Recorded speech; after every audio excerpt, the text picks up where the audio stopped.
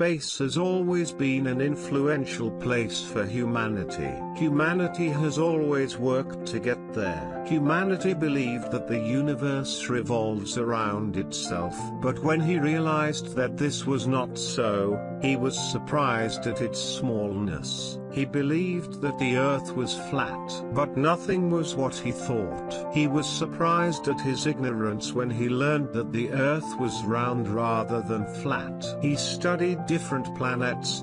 He searched for a similar life there, but he couldn't find it.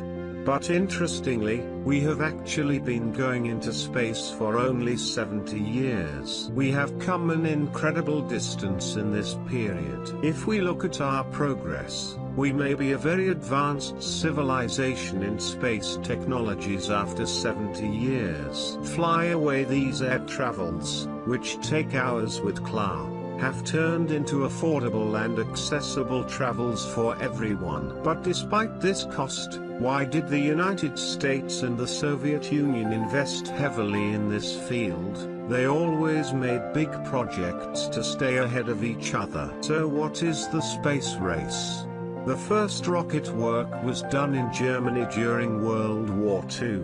The Germans developed the famous V2 rocket. They attacked Britain with these rockets. These rockets were advanced technology for its time, but this technology did not bring much to the Germans. Germany lost on all fronts, and Hitler did not surrender despite the Soviets coming from the east and the Allies from the west. Knowing that Germany would lose the war, the Soviets and America were competing for the Germans' V2 technology. But the United States was one step ahead. Especially the chief engineer von Braun took what they could take with them and destroyed what they could not take so that the Soviets did not get it. The United States came after the Soviets. Then, the invasion of Germany and the atomic bombs dropped on Japan ended the war. After the end of the World War, two big states rose in the world. After the Second World War,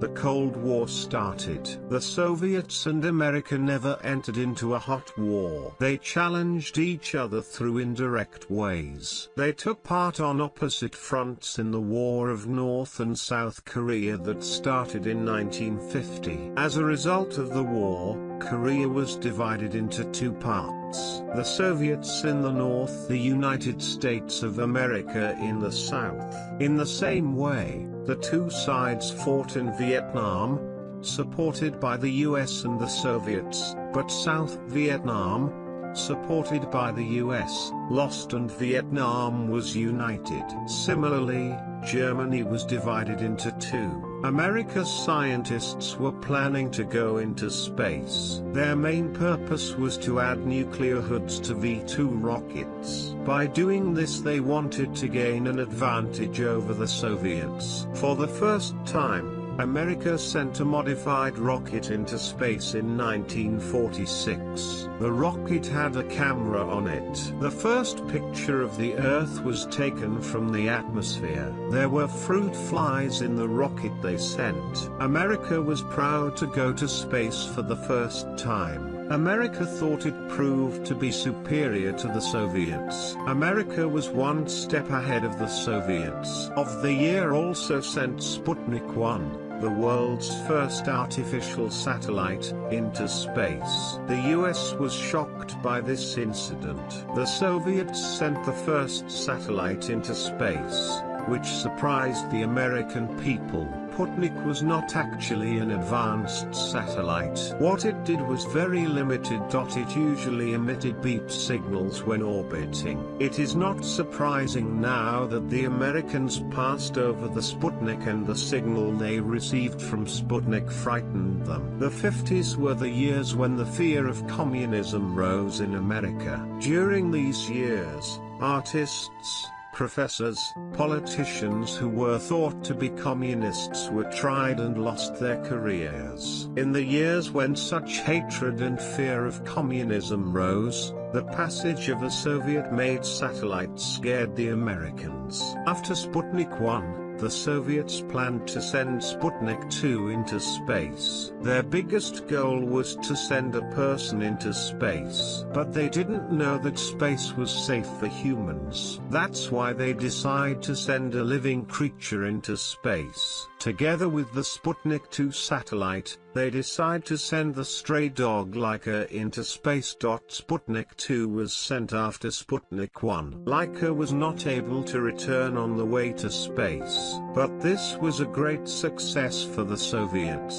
The Soviets took the first creature into space. America has a great shock after these satellites are sent. America begins to work to pass the Soviets. 1958 Eisenhower National Aviation and Space Agency establishes NASA. NASA is given all resources.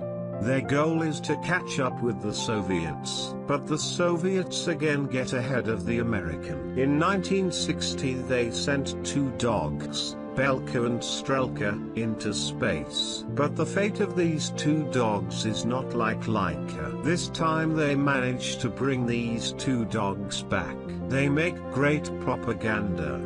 They show their superiority to everyone. America decides to send chimpanzees to space to go one step ahead of the Soviets. With the program started, chimpanzees are educated and preparations are made. But something worse happens to Americans. Gagarin 1961. In 1963, the Soviets achieved great success against America in the space race. Then the same year America took the first astronaut, Alan Shepard, into space. The Soviets took the first woman, Valentina Tereshkova, into space in 1963.